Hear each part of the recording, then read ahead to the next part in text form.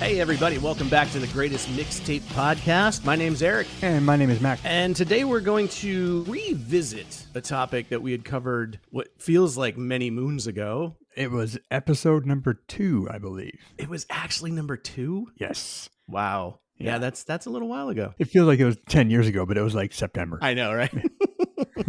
Yes, the topic is cover songs. We had so much fun doing it the first time around, and we said that when we recorded that we would definitely be revisiting this topic because A, we had so much fun, and B, we got a lot of feedback where other people enjoyed it too. The cool thing about talking about cover songs is I might think of a song that you didn't think of, and vice versa, and we get all excited about that. But other people, you know, I've got feedback like, I never even knew that song existed, or I'd never heard that version before. And people get excited about that. Oh, absolutely. I had people, thanking me for turning them on to, this song or that song. And like you said, it's just sometimes, we'll talk about songs that people are familiar with, but other times, hey, we'll bring up something that maybe we love that the rest of the world doesn't know too much about. Absolutely. And the cool thing about this topic, as we said the first time, is we can, go back to the well over and over and over again because there are so many cover songs, just tons of them throughout history. And I think we've been holding ourselves back. We could have, recorded,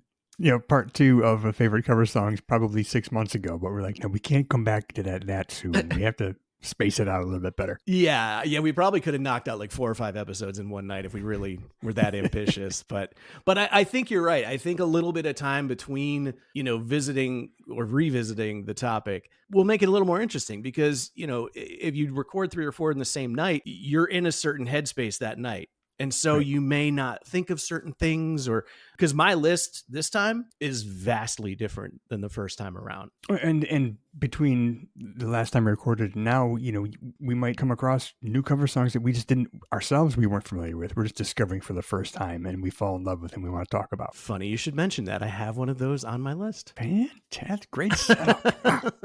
It is brand spanking new to me. Yeah. And we'll get to that in a minute. That's awesome. But it's a good one too. So again, like we say, this isn't a countdown of the top 5 or the best. Right. These are just cover songs that we really like and we wanted to talk about. Yeah, exactly. This is not a countdown. We're not ranking. We're not saying these are the best. We just don't do that here when we cover a topic this broad. We just pick some and we talk about them because we like them. Yeah, hold up. Don't get mad at us for not talking about Johnny Cash's Hurt or, Right. Pearl Jam's Last Kiss. How could you not talk about Pearl Jam? Well, we'll probably get to them one day, but maybe we're not tonight. I don't know. Right. And as usual, I don't know what you picked and you don't know what I picked. Right. Which is always fun. Yeah, I missed that format. So we're going back to that tonight just to have a little bit of fun and try to surprise each other. Yeah. Well, with that said, man, should we just jump in? Let's do it, man. I can't wait for this. All right. Well, since you're so excited, why don't you go first? All right. So if anyone who heard us cover this the first time, I brought up a cover song by the band Infectious Grooves. Yeah. Covering Led Zeppelin's Immigrant Song. Yep. And I'm going to lead off this episode with another version of the Immigrant Song. Oh, wow. This is Karen O with Trent Reznor and Atticus Ross. The Girl with the Dragon Tattoo soundtrack. Yes, 2011, part of that soundtrack. Fantastic version. Oh, it's so good. Yeah, so Karen O, best known, she's the singer of the Yeah Yeah Yeahs. She does the vocals on the track, music performed by Trent and Atticus Ross. But the song is, it's a mix of sort of industrial beats, electronic instrumentation, distorted vocals, completely different from the original version. Yeah, very. That iconic guitar riff, you don't hear it. It's kind of turned into this. That guitar riff is turned into a sort of electronic industrial beat with sort of a keyboard sound. Mm-hmm. So you don't really hear any, that riff isn't there, but the melody of the riff is there. Yeah. If that makes sense. And I just love the version. I love Karen O. I love how she made it her own. It's such just a unique interpretation of that song. Yeah, for sure. And I'm just a big fan of women taking over sort of male-dominated songs and just kicking ass on them. Yeah, it's always cool to hear that. And it's, what else is cool about that is it's dangerous to really rework and reinvent a song like that, especially such an iconic song. Right. But to just break it down completely and rebuild it into something totally new while retaining enough recognizability, obviously. Yep. It's really, really dangerous, and it can blow up in your face. That said, we're talking about Trent Reznor and Atticus Ross. Right. You know, I mean, they're the masters of that. Right. And then Karen's vocals, it's a home run. Right. It's a completely different version. It's the same song, but somehow it's a completely different song with somehow the same spirit of the original, but just done a different way. And I guess that's why we love covers so much. It's, artists taking something that's already established and making it their own and presenting it back to the world a different way. Yeah. And taking that big risk. Yeah, absolutely. But yeah, I love that version. Again, something I can listen to every day, but just a great job by Karen O on the vocals, like I said. And of course, like you said, Trent, can't go wrong with Trent. No. There's stuff in his catalog that I like more than others, but even the stuff that I like the least is still amazing. Yeah. Nice, dude. Great pick. Thank you. Hey, let me just say something real quick Absolutely. here. We're talking about covers tonight, but let's take a minute to talk about a true original. Let's talk about Once Upon a Coconut Water. I see what you did there. I'm going to do it again, Eric. You ready? Yeah. Yes, we need to start opening the episode with that sound.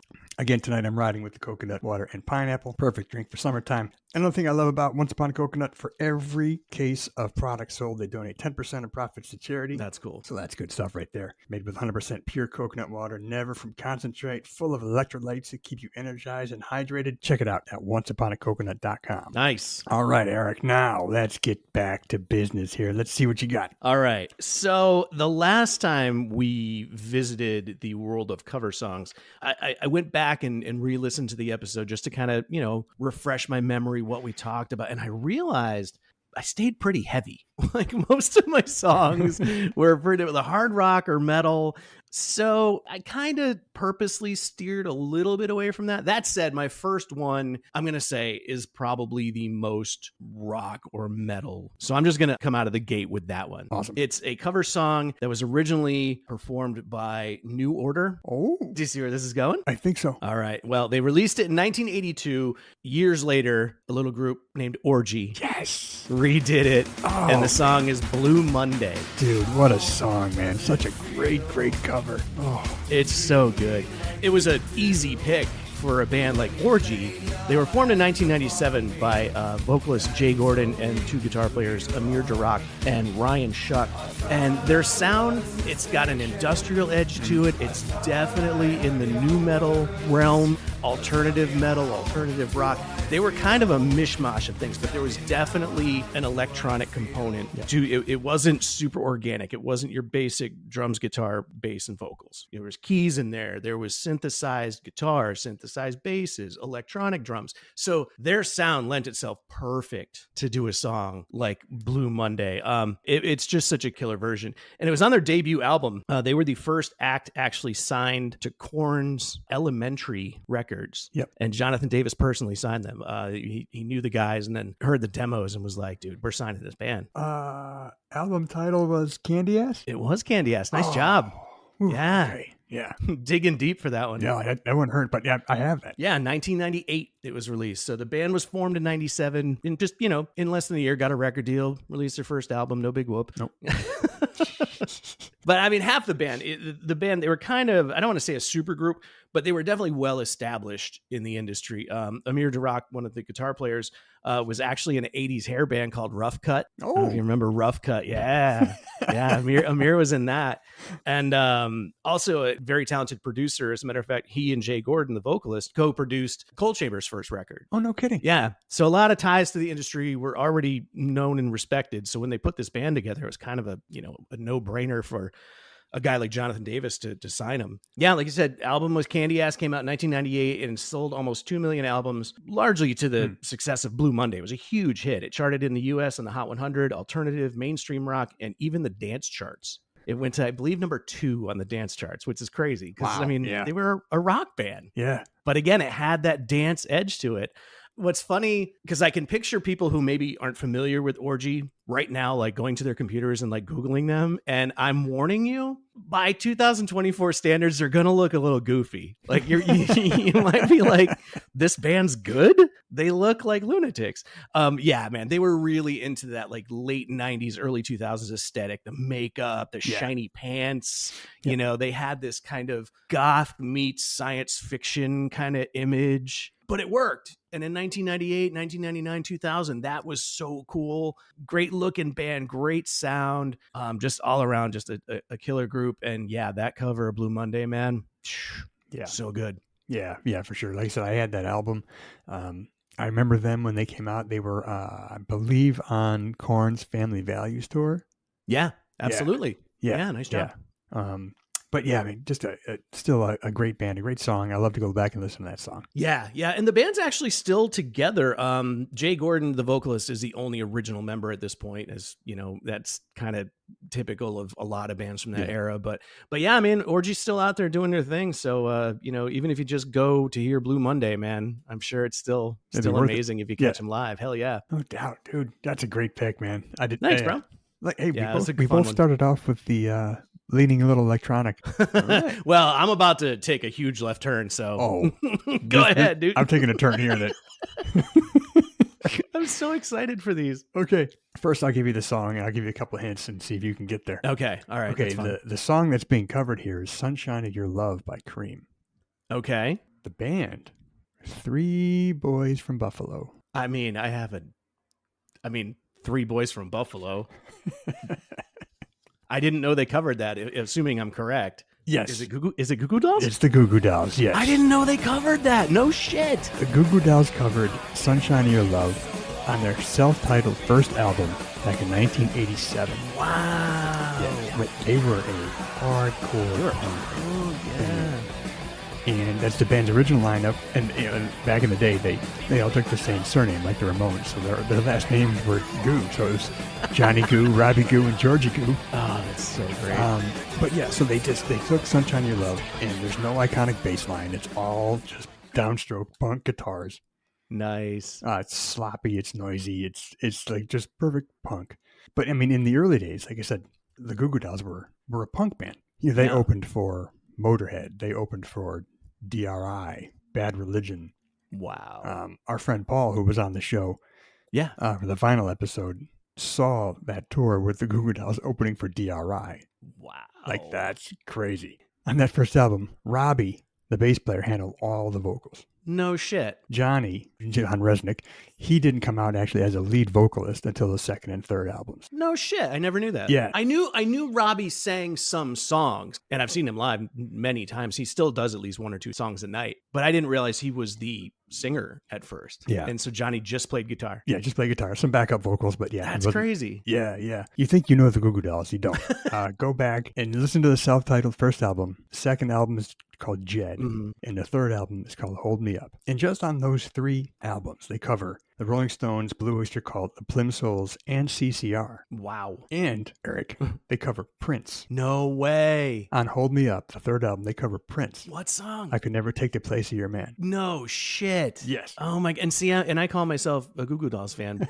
Back in the day, you had played me some stuff which kind of got me into them. Yeah. But I guess I just never really did the deep dive on the old stuff like that. Yeah. And it's funny to me as you're talking, I'm sitting here and I'm picturing, much like people seeing Orgy for the first time and going, what the hell? I'm picturing people who are only familiar with like Iris and Black Balloon and all those kinds of songs, going and hearing, some of these first 2 or 3 records where it's just, punk music. I would recommend going backwards. I would start at Superstar Car Wash and then go back to Hold Me Up. If you can handle that, go to Jed. If you can still handle it, then go to the first one, and then your mind will be blown when you hear that first album. That's amazing, man. But that cover of the Prince song, I Could Never Take the Place of Your Man, actually features this legendary lounge singer from Buffalo named the Incredible Lance Diamond on vocals.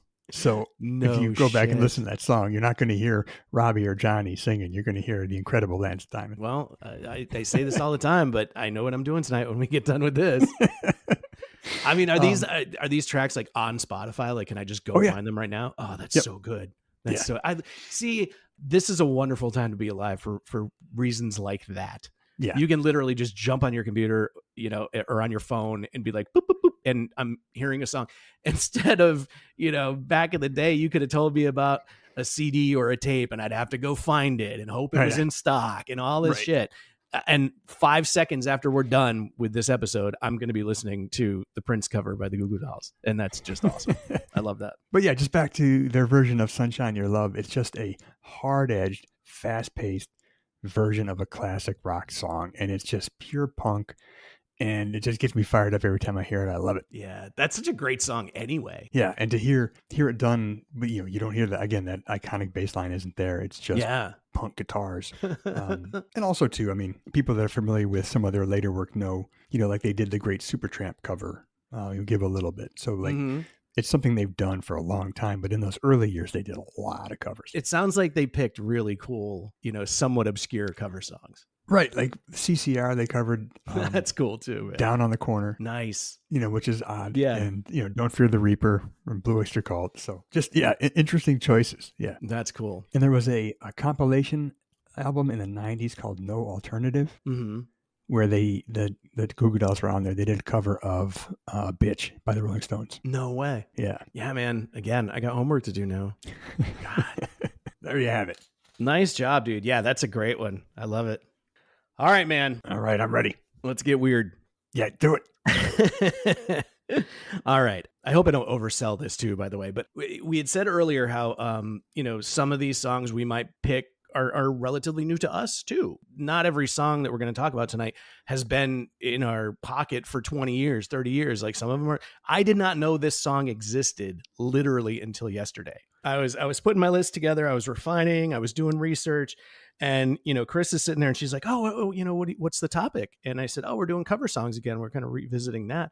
And so then she gets all excited because it's a fun topic and doing the research. And, so she's sitting 10 feet away on her phone and she's like scrolling through Reddit and, just looking up cover songs and, maybe things she's never heard before, so she's all into it. And all of a sudden I hear this song coming from her phone and she's just staring at me smiling. And I'm like, what the fuck is that? I recognize the voice immediately. You can't hear this artist and not immediately know who it is. But it literally took me a minute. I knew the song. I was actually like singing along, but it's so different than the original stylistically that it took me a minute to even realize what it was. Like she literally got to the chorus and I went, oh my God, the song is Shine by Collective Soul. What? Sung by Dolly Parton. What? And it's fucking brilliant, dude. Holy shit. Yeah, same, dude. Mind was blown. God. So I knew that Dolly Parton had done a rock album last year. So initially I just assumed, that must be part of that. But the more I'm listening to the song, I'm like, no, because she really put out a rock album, and she collaborates with a million people on that record. Steven Tyler, Sting, Joan Jett, Nikki Sixx from Motley Crue, Linda Perry, Debbie Harry. She collaborates with all these rock people and put this album out. So I assumed it was part of that. Oh no, this came out in 2001. So this thing has been in existence for like 23 years and I didn't even know it. She put out an album called Little Sparrow back in 2001. And the story goes like this. She was in the car with her husband driving and the song comes on the radio sometime in the 90s and it's Collective Soul. It's Shine. And the DJ apparently didn't say the name of the song. So she and her husband were like, this is an amazing song, but we don't know who it is. So she had to find out who the artist was. And when she finally figured it out, she bought the CD and she said that, she and her husband, they would play it for years in their house, like off and on, over time, always loved the song. And then when she was recording the album in 2000, Little Sparrow, she was like, I should do that song. And so, dude, this is a straight up bluegrass, banjo, Dolly Parton, country ass song, dude. This is not a rocked out contemporary country. This is a bluegrass banjo picking song with her voice and it's just epic. No big secret, dude. I'm not a big country fan. I respect the art form. I respect the artists that do it. Dolly Parton's a fucking legend. She's an icon, but I don't generally listen to country music. It's just not my style. That song is amazing, dude. I could listen to it over and over. I've listened to it like 5 times in the last 24 hours because I'm just blown away by it. I'm weirdly fascinated by it. It's so good. No, I'm right where you were 5 minutes ago. I'm like, as soon as we're off, like done recording, I will not go to sleep until I check this out. Like I have to hear this version. It's going to blow your mind, dude. And it's slowed down a little bit. Obviously it's not rock, there's no distorted guitars. Yeah. It's just straight banjo and vocals. And it's just, yeah, it's so good. Even Ed Roland, who's the main guy in Collective Soul, he's the main songwriter, singer. He even said he was so blown away when he heard that she was covering their song, because he's like, what the fuck is she doing our song for? She writes some of the most amazing songs. She's so talented, not just as a performer, as a singer, but as a songwriter. And then he heard the version. He was just like, holy shit, like, it's so good. Wow. Yeah. Yeah. And that's a testament to, man, and I say this all the time when we talk about cover songs, a good song is a good song, man. Yeah. And Collective Soul was this kind of grungy rock band, not super, super heavy metal, but like, the grungy, they were in that from that era, and to just take a song like that and do it in a completely different style, and it still stands well. I mean, that's a great fucking song. Yeah. For somebody to change it completely like that. And it's still, the melody's still there and everything. It's recognizable, but it's just such a different style. That's a testament to his songwriting too, man. Cause it's an amazing song. Yeah. Yeah. You're right. That's just the hallmark of a great song. Yeah. But I'm just in my head, I'm trying to imagine what it sounds like. Like, that's all I'm doing right now. Yeah. I have to hear this song, dude. Holy shit. Yeah. It's going to blow your mind, dude. It already has. You haven't even heard it yet. So yeah, it's a good one. And again, not being a country guy though, I have to say, yeah, all respect and praise to Dolly Parton. She's just an icon. Yeah. Just a great human being. Agree with that 100%. Okay. Let's keep this party going, brother. I'm excited for the next one. Oh, this is great. This is one of my favorites of all time right here. Nice. This is a cover of a 1973 Stevie Wonder song from the album Inner Visions. Talking about the Red Hot Chili Peppers doing Higher Ground. I'm laughing because it was on my list, but I couldn't. Not because it's not a great song. I mean, This happens. We talk about this all the time. It's so hard to cut songs. I had a weird feeling like Matt might do this. So I steered away from it. That's awesome. I love that you picked that. Hell yeah. I know. I had doubts about this because I'm like, Eric might go here. Yeah, dude. And it was on my list until probably about 10 o'clock this morning. Like, it just got cut. So nice job.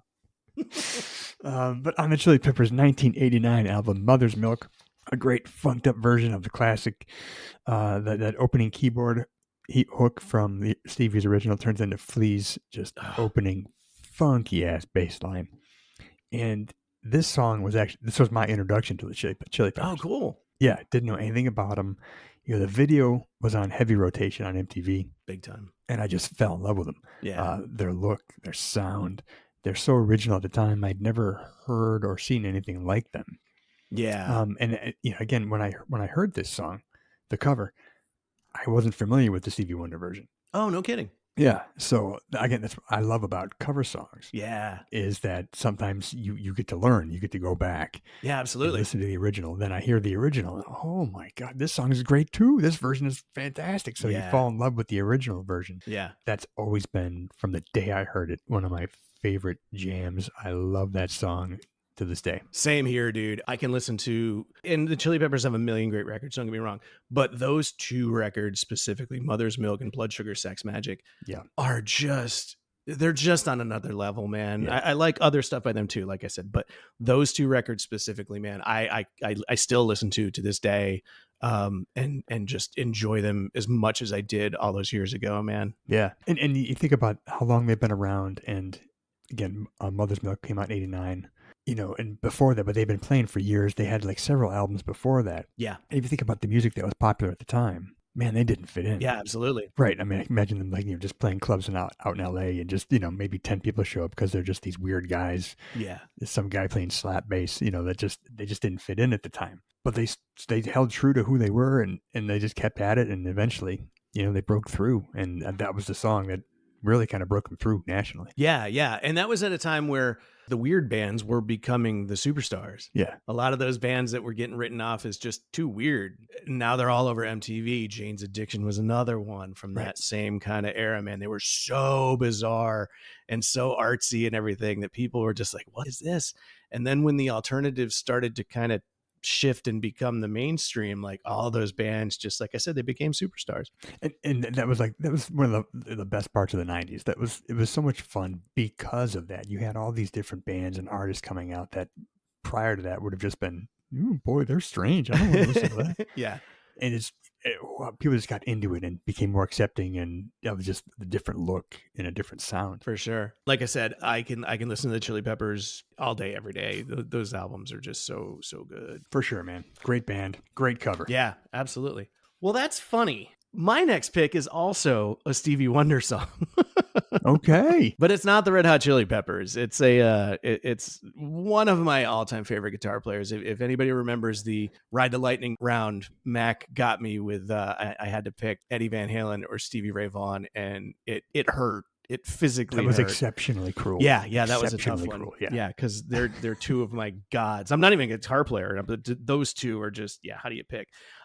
Yeah, I'm a huge Stevie Ray Vaughan nerd, and he's done some amazing cover songs. So I had multiple to pick from, and doing research for, this episode, the more popular choice on people's lists, the Rolling Stones and the Spin magazines and all those, is Little Wing, his cover of Little Wing by Jimi Hendrix.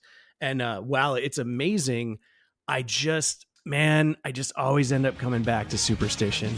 It's just such a great song, and the performance is just so stellar. And the reason I get so nerdy over Stevie Ray Vaughan is he's one of those players. And again, I'm not a guitar player, so I can't even tell you what he's doing on a technical level. Yeah. But he's one of those guitar players that when he plays, man, I feel it. I literally feel it, as corny as that sounds, dude. He could just bend a note and make you tear up. You know what I mean? He's just, Hendrix was that way. Stevie Ray Vaughan is that way. He's just amazing to me. And so, yeah, the first time I heard Superstition, I was so blown away, man. Because again, love Stevie Wonder, love the original. It's absolutely amazing. Mm-hmm. And his twist on it is just so good. It's from his 1986 live album. It's called Live Alive. It was the album. I'm not sure exactly which performance that particular song was recorded at, because it was recorded at multiple venues and they put all the songs together. But it was at the Montreux Jazz Festival, the Austin Opera House, and then the Dallas Starfest. Those are the three performances that they kind of, compiled together to make the album. It's funny to do the research on it, because up until this episode, I just listened to Stevie Ray Vaughan. I mean, of course I've read up on him and all that kind of stuff, but I mean, I never really read his self-critique or critiques of these things. And he was not terribly proud of this album. Right. The band was at an all-time low. The wheels were coming off, man, with booze and drugs. They were all a disaster. Those that were close to the band knew it, could see it, could hear it. The rest of us on the outside, man, it blows my mind that they were so messed up. And you listen to these performances and I'm like, I can't hear it. I mean, I know.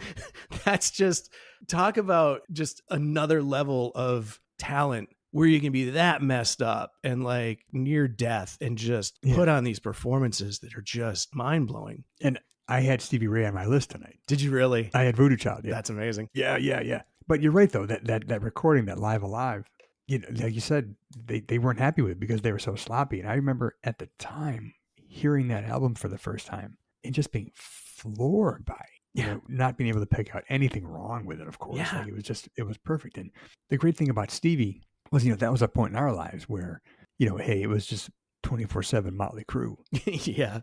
But we loved Stevie Ray Vaughan. Like there was something about him. Yeah. But yeah, Superstition, that cover is just fantastic. And I remember even the video was great. And the video was a lot of fun. They did the studio version, but I love it. Yeah, the video is awesome too. I was going to talk about the video.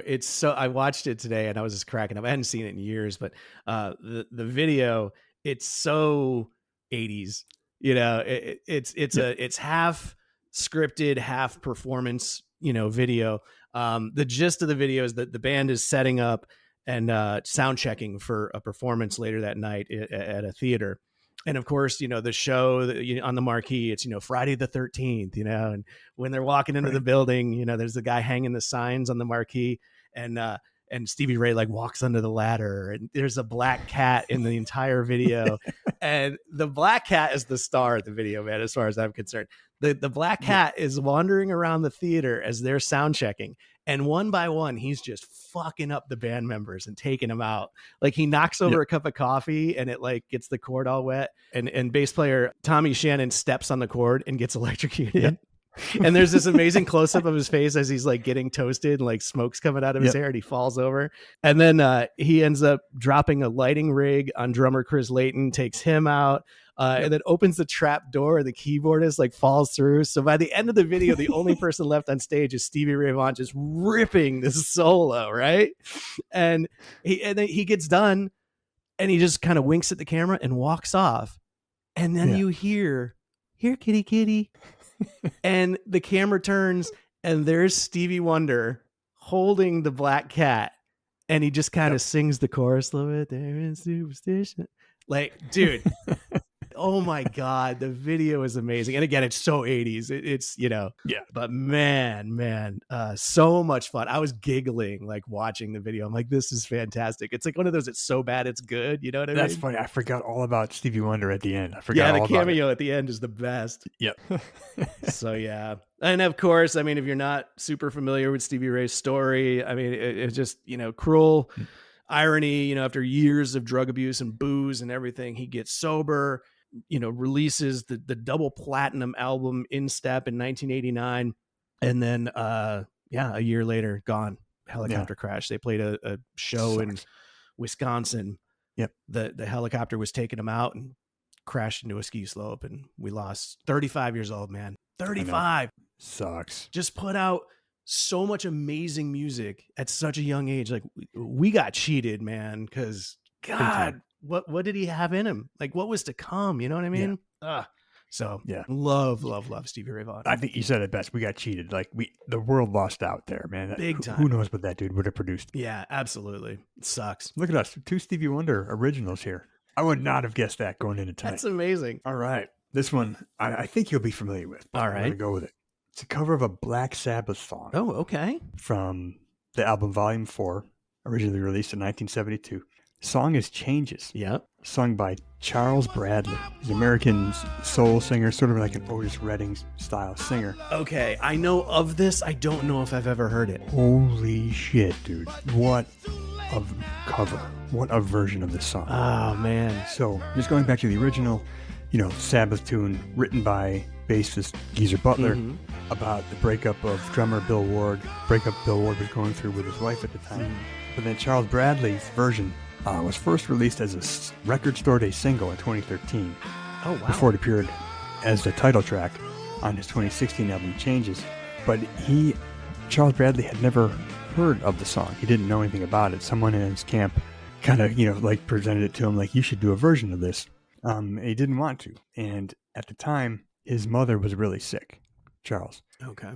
And the lyrics just kind of hit a little too hard. Oh, wow. He didn't want to sing the song. Yeah. But then after his mother passed, he said, it felt natural for him to do it and sing the song. So, again, it's just a great example of why I love cover songs. Yeah.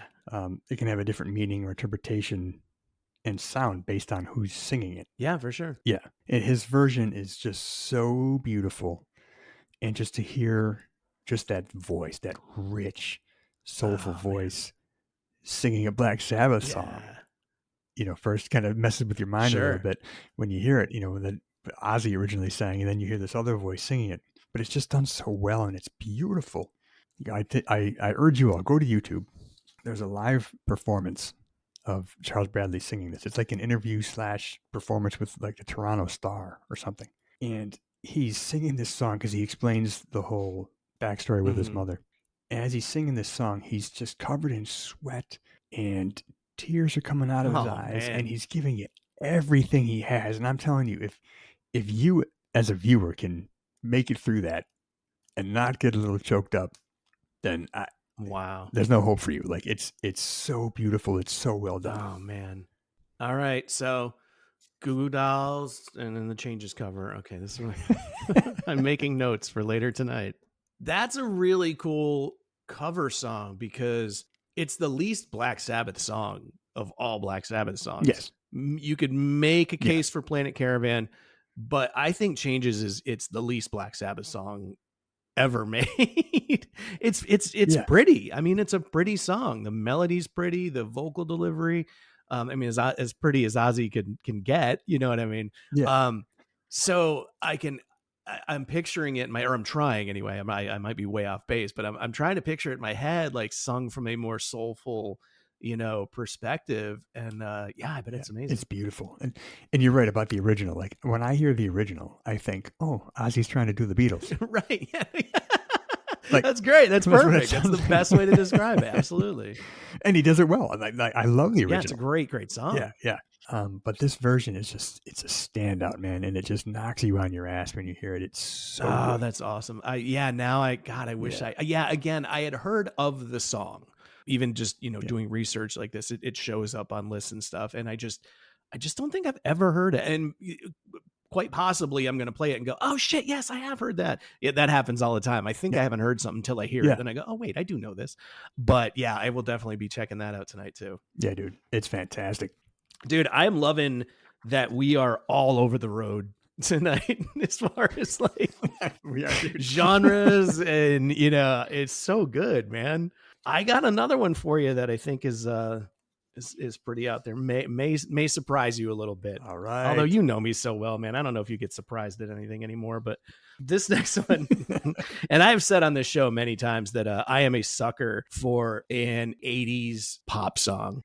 Back in the 80s, I couldn't admit that, because the long-haired kid with the Metallica patch on his jacket couldn't say that he liked what I'm about to say. But I've secretly always loved this song, man. I am talking about Bananarama's version of Venus. Oh, yes, dude. Dude, I love that song, man. It was like they were the Spice Girls for me before the Spice Girls were a thing. You know what I mean? Like, yeah, dude, Cruel Summer, man. Cruel Summer was another amazing song. But yeah, my first exposure to them was their cover of Venus. Bananarama was a British pop group formed in London in 1980. And it was originally a trio consisting of friends Sarah Dallin, Siobhan Fahey, and Karen Woodward. They were friends since they were, teenagers. Started this group, had a string of international hits, mostly in the 80s. Some hits like Shy Boy, I Heard a Rumor, Cruel Summer, and of course, Venus. Venus was originally performed by a Dutch rock band. Do you remember the name? No, I don't know. Shocking Blue. Oh. They released it in 1969. And they had a huge hit with it themselves. It reached the top of the charts in 9 countries, including the US. So, I mean, it was a big, big hit for them. And if you've heard the original, but you're more familiar with the Bananarama version, go back and listen to the original. And it's shocking how Bananarama and their producers, they didn't change it that much. They modernized it. Obviously, it's, 80s technology. There's drum loops and synths. And, it's very dancey and 80s. But the core of the song is it's unchanged. The melody's the same, everything's there. But the original is so minimalistic. It's like a couple of instruments. I read that they recorded it on like a 2-track. So I mean, like, this is not like a big, 86 million track studio. I mean, it's 2 tracks. It's so basic, but it's just such a cool little song, man. It's just a great tune. Yeah. And again, I mean, to go to the top of the charts in 9 countries, it can't suck. And then, Bananarama came along and just, oh my God, the song blew up for them. It was from their 86 album called True Confessions, peaked at number 1 on the Hot 100 in the US. And the album True Confessions reached number 6 on the UK album charts and number 15 on the US Billboard, becoming the group's highest charting album ever. And Bananarama, still around, still performing. They're a 2-piece now. So if you get a chance, go check out Bananarama. But yeah, man, the cover of Venus. Oh my God. But again, I'm just a sucker for 80s pop songs, man. And that's one of the best. I love that song. And dude, again, that was, a band back then we wouldn't have admitted that we liked. My sisters listened to it, but I would be like, I could hear it in the house, and I was just, I loved Bananarama, dude. They were so damn cool. Yeah, they really were, man. Yeah. And again, you mentioned Cruel Summer. That's a great one. song. Oh God, I love that song. That song is so good. Well, you said I Heard a Rumor. That's a great one too. Yeah, they had a string of really, really great songs. And as a matter of fact, today I was on Amazon looking up Bananarama vinyl. Did you find any? I will not confirm whether I have the greatest hits coming in the mail or not. I will not admit to that, but it might be. Not that I'm going to go look it up. Of course not. I mean, I might. All right, man. What do you got next? Okay. This one just makes me laugh, makes me smile every time I hear it. It's just so good. It's a cover of Carly Simon's You're So Vain. Oh, do I know who this is? This has been covered a few times. This is Faster Pussycat. Yes. Yes. Oh, God. I love Faster Pussycat, dude. Faster Pussycat was one of the greatest bands in the 80s, man. They were just so much fun. But in 1990, they covered You're So Vain for a compilation album. Yeah. For Elektra's 40th anniversary. And they took that song and just gave it some 80s Sunset Strip sleaze and just made it so good. Lead singer, Tie Me Down. I mean, he's up there with like the best names in rock and roll. It really is one of the best ever. Tie Me Down. It really is. Come on. Tie Me Down. But just the way his sort of like rough sort of vocals in that song and just the super bouncy guitar riff that they threw in there. And just the irony of the whole thing too, because having an 80s metal band cover a song called You're So Vain just makes it ridiculously ironic, because the look, the image of that whole era, they were just all about vanity. Like every video, every magazine shoot, it's 100%. These dudes looking in the mirror, teasing up their hair and like putting makeup on and shit. And here they are singing You're So Vain. Dude, a band like that, and no disrespect, believe me, I love this band. That is no exaggeration. But a band like that literally spent more time getting ready than their actual performance. They'd spend 3 hours getting ready to play for 45 minutes. If that doesn't scream vanity, dude, nothing does. Yeah. But they were such a fun band. Faster Pussycat. They were great. Just straight rock and roll. With a little bit of a metal edge to it. But just to me, they were a little bit unique in that 80s era. Their sound was just a little bit different than everybody else. They definitely had a little more, I would say, like old Aerosmith in there than maybe some of the other bands. Mm-hmm. One of the things I also always loved about and still love about Faster Pussycat was, I think Tie Me Down was one of the best lyricists in a sense that his innuendos and double entendres were so good. Oh my God, dude. I mean, just, read some of the lyrics off, like the song, where there's a whip, there's a way. I mean, just shit like that. Song titles like that are fucking brilliant, dude. And he did that so good. There were so many terrible, songs from a lyrical perspective from that era. There was just so much garbage. And his stuff was always so tongue in cheek, and it came with a wink, and again, just he could imply things without actually saying them. And I always loved his lyrics, and his vocal delivery was just always so good. Yeah, you're exactly right. I mean, that's one of the things that made them stand out to me, anyways, was his vocal delivery. Yeah, he didn't sound like anybody else. Right. But again, just the cover version, the You're So Vain, just sped it up a little bit, gave it that great guitar hook, and his vocals just make it, to me, it's one of my favorite covers of all time. Yeah, that's a great one. I love to listen to it. It makes me smile every time I hear it. Same here. I'm grinning just talking about it, dude. I love, oh God, I love that band. They're a little harder to find on vinyl, in case you're wondering. I've been trying. Oh, yeah. And if you do come across like a copy, like an original pressing on eBay or something, they're like hundreds of dollars. I'm like, I don't have that kind of scratch to spend on a piece of vinyl. But man, if they re-release some of that shit, I am on it like day one. Yeah, no doubt. Nice job, dude. Yeah, I got so excited when you said You're So Vain. I'm like, oh God, it's got to be Faster Pussycat. It's got to be Faster Pussycat. I was so excited. Oh my God, I almost blew your reveal there. I was so excited. Nice choice, dude. Everybody out there listening, go check out Faster Pussycat. Do yourself a favor. Yes, please do. All right. So my last one, I can't believe it's my last one already. Again, bringing the weirdness tonight. The band itself isn't such a weird choice for me. It's not the band. It's the song. I think you're going to be like, really, dude? So Korn has released a few cover songs throughout their career, and they always do cool shit, right? You know, they did Lowrider. Yeah. You know, Yeah. they did Pink Floyd's, Yeah. you know, Yeah. A Brick in the Wall. They did Word Up by Cameo. Yes, right. Word Up. Always Yes. did these great covers, right? Well, this one wasn't on a Korn album. It was actually a covers album of a soundtrack. And the album I'm talking about it's called Nightmare Revisited. Back in 2008, a bunch of artists got together with Danny Elfman, who writes all of the music for Tim Burton movies. It was released in conjunction with the film's 15th anniversary. So they did this special revisited soundtrack, and they got popular artists at the time to re-record the iconic songs from the movie. And Korn does Kidnap the Sandy Claus from the movie.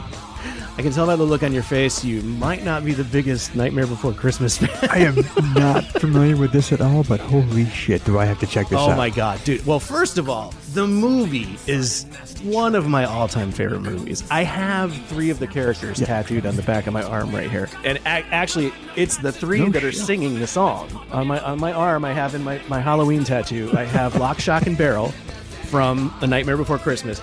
And they are the ones who, in the movie, sing this song, Kidnap the Sandy Claus. They think his name is Sandy Claus, like Claws, because it's a Tim Burton movie. Yeah. The gist of the movie is that they're going to go kidnap Santa Claus so that Jack Skellington can take over Christmas, because he's tired of doing Halloween. He wants to do Christmas. So that's the short version of the movie. So Korn chose that one. And there's a lot of amazing artists and amazing songs on the soundtrack. Marilyn Manson is on there. Amy Lee from Evanescence, Flyleaf, Rise Against, Rodrigo y Gabriela are on there. All American Rejects. There's just all these amazing artists on there, and they redo songs from the movie. But there's just something about the Korn one, man. It's just so good. Jonathan Davis's vocal delivery, he can do such crazy acrobatic things with his voice anyway, to go from like these guttural like, you know, moans and sounds like he's in pain to these high-pitched squeals and, you know, everything in between. So he's singing a song that in the movie is sung by 3 different people. The vocalists in the movie are Catherine O'Hara, who plays the role of Shock, Paul Rubens, that's right, Pee Wee Herman, Okay. Yep. He is the voice of Lock, Shock, and Barrel, and Danny Elfman himself plays Barrel. So Jonathan Davis is singing a song that's sung by 3 different people. So his voice and his delivery is bouncing all over the place to cover these 3 different verses and vocal performances, because each one's a little different. You know, there's a female character, there's, you know, 2 male characters, and he just does such an amazing job. And Korn's sound also lends itself so good to that track. It's absolutely amazing, man. So first of all, please go watch the movie, for God's sake. Yeah. Well, I know what the hell's wrong with me. we dude. So I have it on like 3 different formats. I think I have it on VHS. I have the original DVD, and then I have the Blu-ray, because I'm a nerd. But every Halloween, that's our like ritual in our house. We watch, or the night before we actually watch it, because we're giving out candy and stuff on Halloween. But yeah, we always watch Nightmare Before Christmas. And it's one of my favorite movies, and the soundtrack is amazing. Look how long have we known each other? And I'm still learning shit about you. Like, that's too funny, man. I'll tell you what, between this song that you're talking about right now and Dolly Parton, like, I'm going to have the greatest evening. Yes. Before I go to sleep tonight. Oh my God. That's great stuff, man. See, and that's kind of what I love, just the conversation about covers, because there's all the ones that the obvious ones. And the obvious ones are cool because they're obvious because we all love them. Sure. But being able to pick up, learn something new, a couple new songs that I wasn't familiar with that now I'm going to go investigate and, more than likely fall in love with. So that's why I love this topic. Yeah. And absolutely. Same here. That's why I get so excited doing these episodes, and that was my goal too, is I agree with you, the big cover songs that we all know and love, you hear them all the time and you talk about them all the time.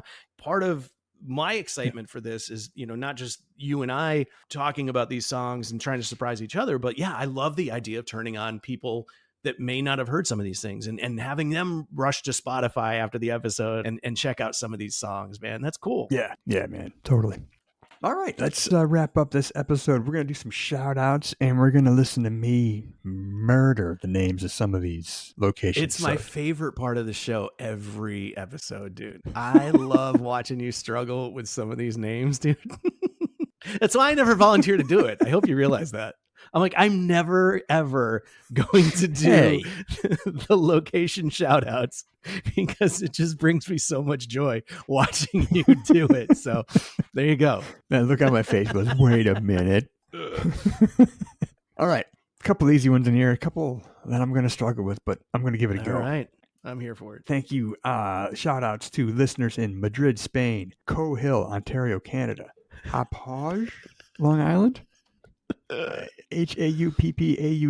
That's a tough one. Man, that's a tough one. I don't know. But thank you. However you pronounce it, thank you. We love you. And we will get it right next time. I'm sorry for butchering the name of your beloved city. Schererville. That's a mouthful. Indiana. Yeah, it sounds like an old Steve Martin bit. Schererville. Olympia, Washington. Nice. Of course, title of one of my favorite Rancid songs. So there you go. Had to shout that out. The Dales, Oregon. Here's Morgan. Wu-Tang reference, anyone? Wow, you were on fire tonight, dude. The Bronx, Peoria, Illinois, Southlake, Texas, and Menominee Falls, Wisconsin. Ooh, that's 2 in a row from Menominee. Wisconsin. Menominee. That was the best cover of the night right there. But thank you to everybody out there listening and enjoying the show. We'd love to hear from you. Follow us on Instagram at The Greatest Mixtape Podcast. Rate us, review us, subscribe.